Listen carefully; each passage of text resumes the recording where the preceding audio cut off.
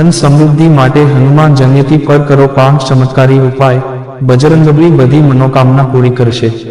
હનુમાન જયંતી ચૈત્ર પૂનમ તિથિ પર ઉજવાય છે। હનુમાન જયંતી પર વિશેષ ઉપાય કરવાથી બજરંગબલીની કૃપાથી સાધકને તમામ પરેશાનીઓમાંથી મુક્તિ મળે છે। હનુમાન જયંતીનું વિશેષ મહત્વ છે। હનુમાન જયંતી ચૈત્ર પૂનમ તિથિ પર ઉજવાય છે। આ વખતે 12 એપ્રિલ શનિવારે હનુમાન જયંતી ઉજવાશે।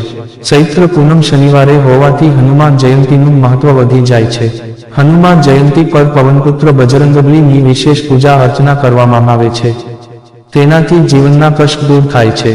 જ્યોતિષ શાસ્ત્ર અનુસાર આ દિવસે કેટલાક ઉપાય કરવાથી ધન અને સમૃદ્ધિ આવે છે, સાથે જ બજરંગબલીની વિશેષ કૃપા રહે છે। તો આવો જાણીએ આ વિડીયોમાં ચમત્કારી ઉપાય વિશે। અને જો મિત્રો તમને અમારો વિડીયો ગમે તો લાઈક શેર સબસ્ક્રાઇબ કરો। ધન્યવાદ। આ ઉપાયો કરો। આર્થિક સ્થિતિ સુધારવા માટે હનુમાન જયંતીના દિવસે હનુમાન મંદિરમાં બજરંગબલીની વિશેષ પૂજા કરો અને હનુમાન ચાલીસાનો પાઠ કરો। 2 લવિંગ નાખી તેલનો દીવો પ્રગટાવો। આમ કરવાથી આર્થિક સ્થિતિ સુધરે છે, સાથે જ નવી આવકના માર્ગ ખુલવા લાગે છે। હનુમાન કવચનો પાઠ કરો। હનુમાન જયંતીના દિવસે હનુમાન કવચનો પાઠ કરવો જોઈએ।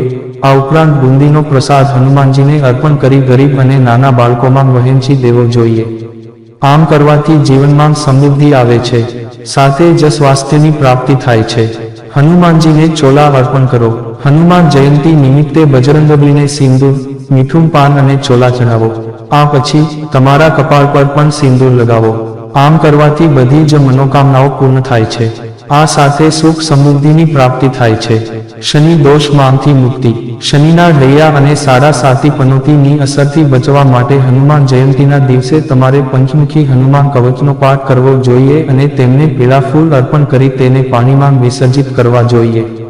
આવું કરવાથી શનિ દોષમાંથી મુક્તિ મળે છે। બધી જ ઈચ્છાઓ પૂરી થશે।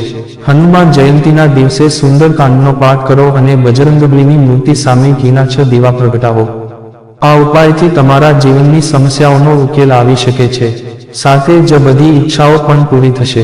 આ દિવસે ઘણા લોકો હનુમાનજીને પ્રસન્ન કરવા માટે વિવિધ ઉપાય કરે છે, પરંતુ આ દિવસે જો હનુમાન ચાલીસાનો પાઠ, હનુમત સ્તોત્રનો પાઠ, હનુમાન વડવાનલ સ્તોત્ર, હનુમાન સાખિકા, પંચમુખી હનુમાન કવચનો પાઠ કરશો તો હનુમાનજી મહારાજ ખૂબ પ્રસન્ન થાય છે અને જીવનમાં પારિવારિક સુખ, શાંતિ, આરોગ્ય, સુરક્ષા અને દીર્ઘાયુનો શુભ આશીર્વાદ આપે છે।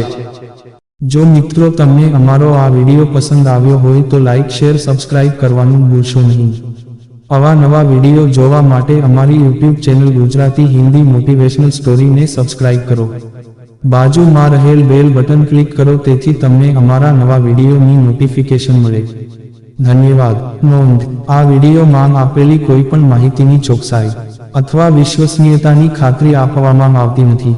આ માહિતી જ્યોતિષ, પંચાંગ, માન્યતાઓ અથવા ધાર્મિક ગ્રંથો જેવા વિવિધ માધ્યમોમાંથી એકત્રિત કરવામાં આવી છે અને તમારી સમક્ષ રજૂ કરવામાં આવી છે।